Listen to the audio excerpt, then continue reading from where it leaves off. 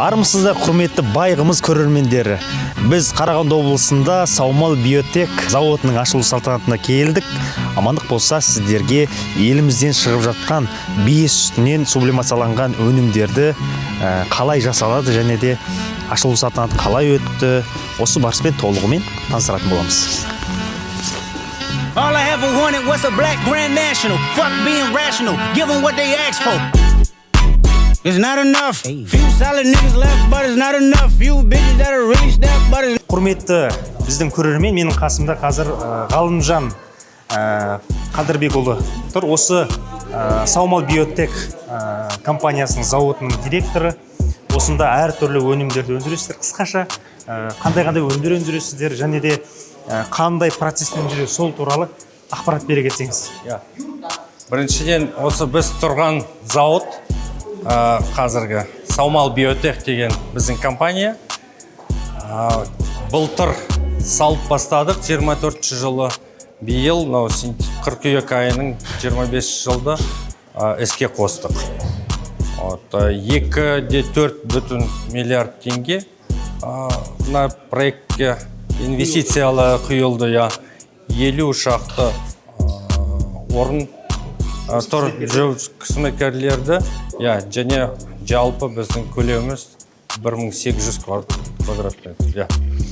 Ал енді экспорт дейміз, 90% біздің продукциямыз экспорттайды. Бірінші ақш еліне екі рет біз жібердік түйемен, биемен есек сүтін. Экспортқа. Олар қабылдап, өз таможнясынан өткізіп, ветеринарный контроль, қайдан келген, қайдағы жоқ, Қазақстаннан келген деп сүтті біріншіден полностью зерттеді, микробиологиясын қарады, бәрін. Сосын бізге FDA деген Америкада сол рұқсат берді сатылуға.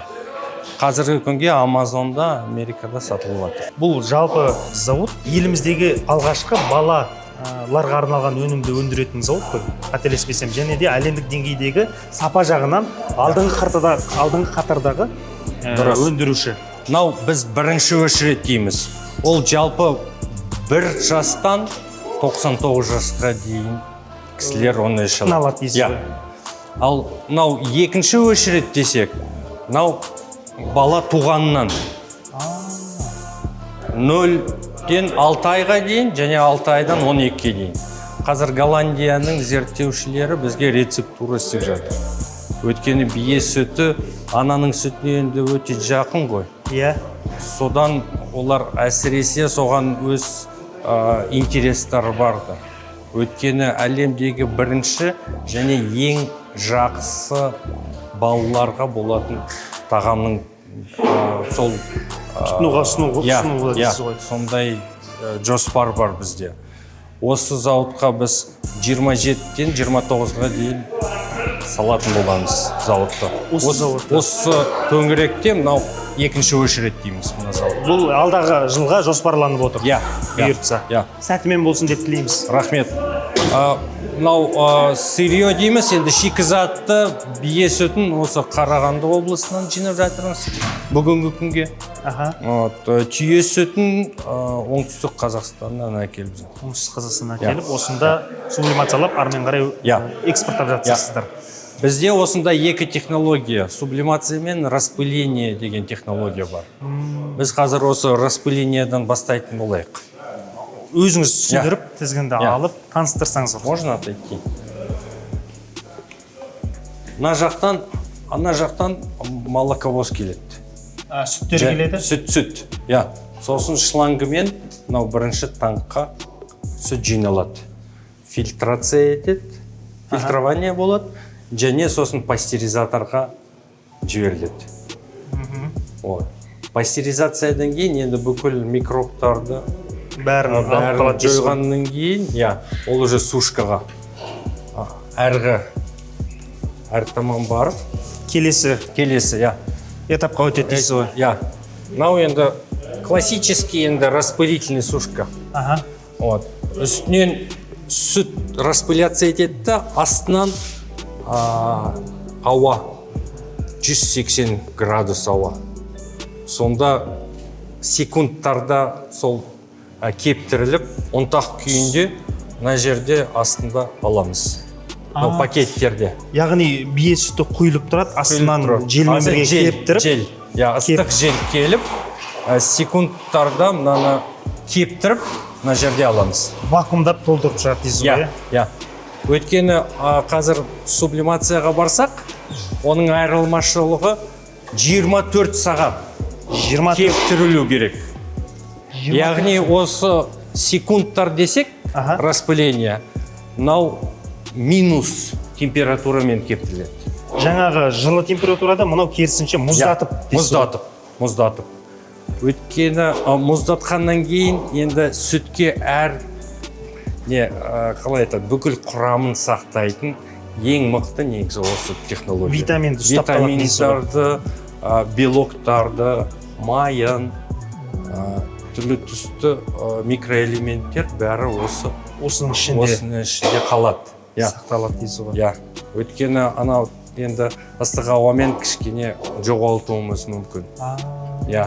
Бірақ мысалы шетелдерде олар соның дәмі ұнайды, ұнаған қарағанда. Енді мен жалпы айтатын, енді халқыны білмейсің. Біреуге мынау ұнайды, басқаға мынау ұнайды. Әркімнің таңдауы әртүрлі дейсіз ғой. Бірақ біз халықтың таңдауымен халыққа ұсынып жатырмыз дейсіз. Біз екі технологияны да ұсынамыз. Бұлай енді сүт құйылады. Міне тұр екен ғой? Сүт тұр екен. Мынау бие сүті құйылады. Операторымыз жабады мынаны. Жабатта 24 сағаттан кейін біз ұнтақ аламыз. Осыдан дейсіз ғой? Осы мұздатып барып сосын? Мұздатып, және сосын вакуум қосқаннан кейін автомат түрде шығып кетеді ме? 30%ға береді. Өйткені әуелі минус 50-ге барады, сосын плюс 30-ға барады. Бірақ вакуумда болғаннан кейін оның температура кипения төмен. Ол енді физика. Сублимация деген. Сублимация. Мынау 24 сағаттан бұлай аламыз. Жаңағы құйған саумалды. Осындай ұнтақ болып шығады да, сосын осыны алып, тележкамен біздің упаковочныйға тіке барады. Тіке барады. Шықай бір анау стабилизаторлар дейді енді қосатын сиыр сүтіне. Ештеңкені пайдаламаймыз, 100% бие сүті, немесе түйе сүті болсын. Нені кептірсек те, шықай несін қоспаймыз. Өйткені мынаның остаточный влага дейді. 3%-дан 3%-тен төмен. Оны біз сосын банкіге салғанда ол 3% болып тұра береді. Ал 3% ол енді 10 жылда негізі шыдайды. Бұзылмайды құрамы. Бұзылмайды, бүкіл процесстары сүттің ішінде тоқталады. Витаминнің бәрі. Суды қойғаннан кейін бәрі тіріледі. Қайтадан. Ол соған 24 сағат. Түсінтірсіз ба? Қанша электроэнергия соған жағамыз кетеді мынаған. Өйткені 1 киловатты 70 киловатт сағатына жейді. Мысалы. Кісілер сұрайды, неге соншама қымбат деп. Енді соның бәрін санағанда еңбекке қарай құны да сол бағада шығады дейсіз ғой? Кейбір кісілер жолдастарың да, сенен ұнтақ алмай, ана қаланың шетіне барып келеміз. Мен айтым, көр, сосын айтшы маған. Сосын 10 күннен кейін сондай, қайда ана ұнтағың сатылады деп. Не болып қалды? Мен ана қаладан шыққанша 40 минут. Анау биеге барып, тосып оны 1 сағат. Сосын қайтқанша күнне 3 сағат жоғалттым дейді. Уақытым жоғалды. Ал уақыт ең қымбаты ғой. Уақыт ең қымбаты. Және аналардың қай қолмен сауатындарын, сауыншылардың кішкене неттім дейді. Яғни тазалық сақталмай ма деген секілді. Балаларға бере аламын ба, бере алмаймын ба деп. Келесі мәселе, жалпы бұл вакуумдалғаннан кейін сіз шетелге барсаңыз да қай жерде жүрсеңіз де бұны өзіңіз кез келген жерде алып жүріп іше аласыз да? Әрине. Бие сүтінен тарықпайсыз былайша. Әрине. Таң ата тұрып, мынау 90%-дан астам бүкіл витамин мен бүкіл құрамы сақталады. Тек мынау сублимациядан кейін. Екеуінің айырмашылығы біреуі суықтатады, біреуі ыстықпен сақталады дедіңіз. Екеуінде де 90%-дан ба, жоқ әлде айырмашылық бола ма? Жоқ, енді айырмашылығы бар. Ана сол туралы айта алмаймын әзірше, қанша зерттеліп жатыр. Зерттеліп жатыр. Бірақ ең жақсысы осы 90% дейсіз ғой. Мен бір нәрсе сұрай кетейінші, мына бір неде қанша? 700 литр. 700 литр. Күнігей. Мынау 300 литр. Жалпы 1 тонна. 1 тонна. Ал анау біздің 4 тонна. 4 тонна. Бір жылы 4 тонна. Жалпы бізге 5 тонна шикі саумал күніге керек. Қарағанды облысы. Соның өзінде де біздің партнерларда көбейтпейсіңдер ма? Мынау енді 500 килограмм ғана ұнтақ күніге. Сұраныс көп болып тұр. Сұраныс көп болып тұр. Сұраныс өте көп. Соны әрі кетсе, жарай 500-дің енді 3-4 мың кісі күніге іш алады. 3-4 мың кісі деген не?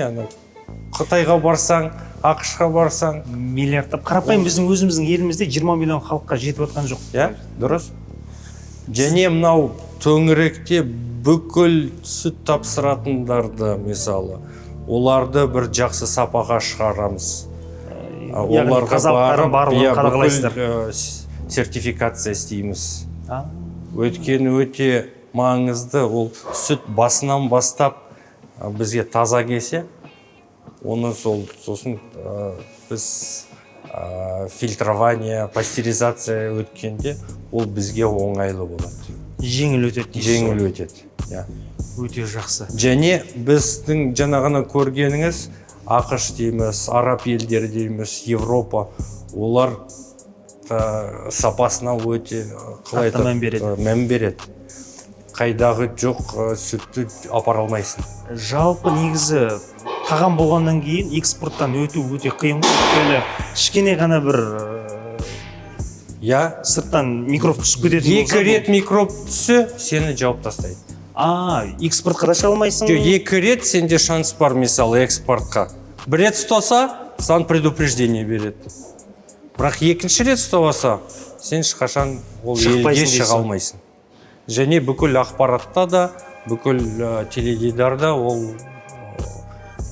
хабарландыру сенің фирмаң жабылады. Жеңілгін берсін деп тілейміз, бәрі сәтімен болсын. Еліміздегі алғашқы компаниялардың бірі ғой, алғашқы зауыттардың бірі. Бұндай өндіріс көптеп ашылсын, және де біздің еліміздегі адамдарға да тұтыну мүмкіндігі берсін деп тілеймін. Рахмет. Бірақ мына жақты да сол көрсетейін деп жатырмын. Өйткені кейбір фирмалар енді қолмен нетеді, ұнтақты салады. Бірақ біздің линия полностью автоматический линия. Қазір жігіттер кішкене жинап қойды, бірақ мына жерге келіп біздің банкаларымыз әуелі ультрафиолетпен тазартады. Өйткені банканың іші таза болып тұр. Қазір міне өткізді деп? Міне, қазір жүріңіз. Вот, әне, берілді. Келесі. Ұнтақ құйылып жатыр екен. Сосын ана жаққа барып, крышкасы кигізетті, азотпен беріп, келесі. Вакуумдау болады ма? Келесі мынау ана жақта дата қойылады, және мынау финальный щеткамен тазартады. Сосын мынау біздің продукциямыз. Яғни қолмен жұмыс жасалмайды, барлығы автоматты түрде. Қолмен жұмыс жасалмайды, өйткені бізге инспекциялар келеді шетелден. Қолмен жұмыс істесең, олар қашан рахмет, бізге керек емес дейтін сияқты ғой. Өте күрделі процесс екен мынау. Соны біз 5 рет анализдарын аламыз лабораторияның. Және әрине мынау финальный продукттан да әр 10-шы банка ол лабораторияға кетіп отырады дейсіз ғой. өте керемет. Мына жерде қазір біз көріп отқанымыз неше жастан бастап дедіңіз жаңа? Жоқ, мынау 1 жастан. 1 жастан бастап. Иә. 99 жасқа дейінгі адам. Ол енді крышкадағы менің әкемнің суреті. Мен байқадым және. Брендті әкеме арнап бергем. Сол кісінің құрметіне. Сол кісінің құрметіне, содан сапасы ең жоғары болды. Содан жауапкершілік менде де бүкіл осы ұжымда істейтін ұжымда да. кісілерде.